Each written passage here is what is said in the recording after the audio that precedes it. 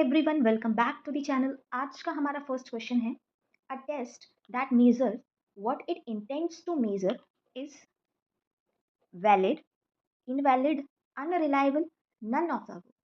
तो अगर टेस्ट जिस चीज़ के लिए बनाया गया है, जो चीज़ मेजर करने के लिए बनाया गया है, वो चीज़ मेजर कर पा रहा है तो वो वैलिड होता है। Who made 16 personality factor question? Erikson, Binet, Watson या फिर केटल? तो ये 16 पर्सनैलिटी फैक्टर क्वेश्चनियर केटल ने बनाया है। Educational psychology helps a teacher to select appropriate subject matter, select technique of evaluation, select teaching method या फिर all of the above। तो जो साइकोलॉजी है, एजुकेशनल साइकोलॉजी, वो सब्जेक्ट मैटर को सिलेक्ट करने में भी हेल्प करेगा, इवेल्युएशन टेक्निक्स को सिलेक्ट करने में भी हेल्प करेगा और टीचिंग मेथड को सिलेक्ट करने में भी हेल्प करेगा। तो इसका करेक्ट आंसर होगा all of the above. Next question है, 4 distinct stages of cognitive development are identified by Kohlberg, Erikson, Skinner या फिर पियाजे। तो 4 डिस्टिंक्ट स्टेजेस जो डेवलपमेंट की हैं वो पियाजे ने दी हैं, जिसमें हमारी फर्स्ट स्टेज आ जाती है सेंसरी मोटर स्टेज,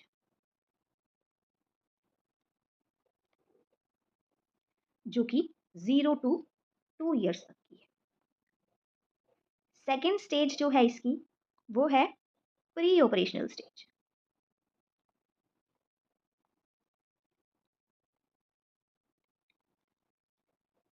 जो कि 2 टू 7 ईयर्स तक होती है। थर्ड स्टेज है कंक्रीट ऑपरेशनल स्टेज,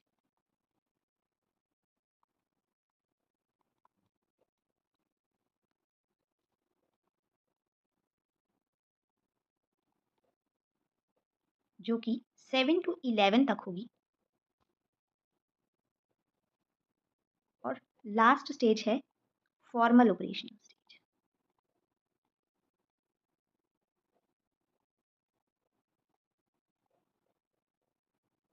जो कि 12 ईयर से ऊपर, 12 ईयर्स ऑनवर्ड्स जाएगी और इससे ऊपर।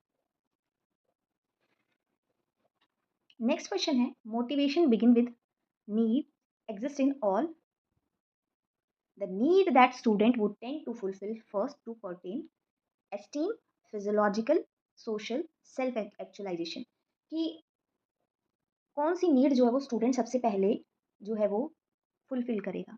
तो ये क्वेश्चन जो है वो मैस्लो हायरार्की से है, जिसमें सबसे पहला आता है फिजियोलॉजिकल नीड,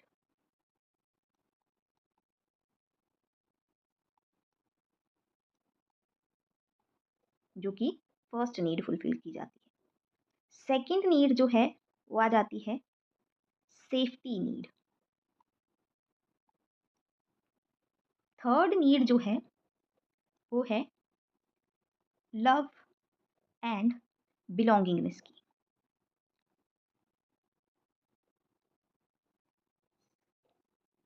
फोर्थ नीड आती है एस्टीम नीड।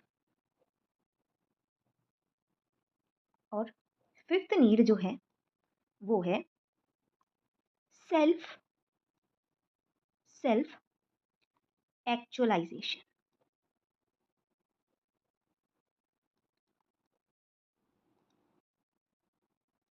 तो ये 5 टाइप की जो है नीड्स जो है वो मैस्लो हायरार्की में दी गई हैं।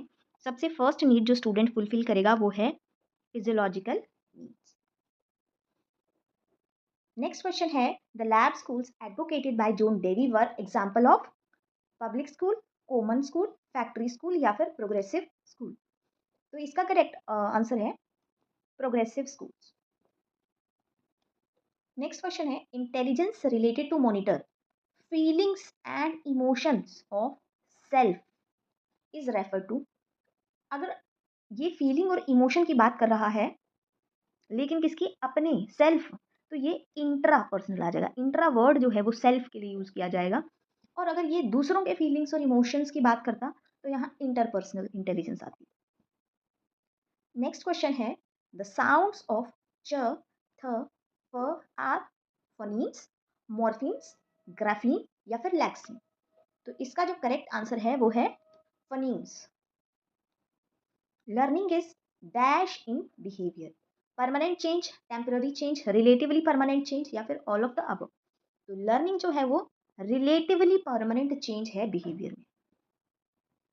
नेक्स्ट क्वेश्चन है, all test where ambiguous pictures are shown to subject to create a story. कि ऐसा टेस्ट जहां पर क्या है, पिक्चर्स शो की जाती हैं और उन पिक्चर्स से जो है स्टोरी क्रिएट करनी होती है। तो ये क्या है, word association, sentence association, thematic association या फिर नन ऑफ द अबव। तो ये है थीमेटिक एसोसिएशन। नेक्स्ट क्वेश्चन है, structure of intellect model was given by. तो ये जो स्ट्रक्चर ऑफ इंटेलेक्ट मॉडल है ये किसने दिया है, थॉर्नडाइक ने दिया है, थर्स्टन ने दिया है, गिलफोर्ड या फिर बिनेट ने। तो ये जो है ये गिलफोर्ड ने दिया है structure of intellect model. Which psychologist is associated with concept of insight learning, Albert Bandura, B F Skinner, Wolfgang Kohler या फिर अब्राहम मैस्लो।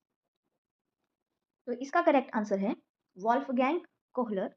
ये जो है इनसाइट लर्निंग थ्योरी का कंसेप्ट जो है इसे एसोसिएटेड है। नेक्स्ट क्वेश्चन है, dash is helpful for social development of adolescents, sports, social activities, excursion या फिर ऑल। तो स्पोर्ट्स भी हेल्प करेंगी सोशल डेवलपमेंट में, सोशल एक्टिविटीज भी हेल्प करेंगी और एक्सकर्शन भी हेल्प करेगा। तो इसका आंसर होगा all. Dash is also called as concrete thinking. Concrete thinking creative thinking हुआ, परसेप्चुअल थिंकिंग हुआ, इमेजिनेटिव थिंकिंग हुआ या फिर ऑल ऑफ द अबव। तो ये होता है perceptual thinking. Which type of memory refers to containing storage of information, containing storage of information, short term memory, long term memory, declarative memory या फिर प्रोसीजरल मेमोरी। तो यहाँ पर एक टाइपिंग मिस्टेक थी कि क्वेश्चन पूछा गया है कि कौन सी मेमोरी जो है वो कंटिन्यू करती है स्टोरेज ऑफ इंफॉर्मेशन। तो इसका करेक्ट आंसर होगा लॉन्ग टर्म मेमोरी।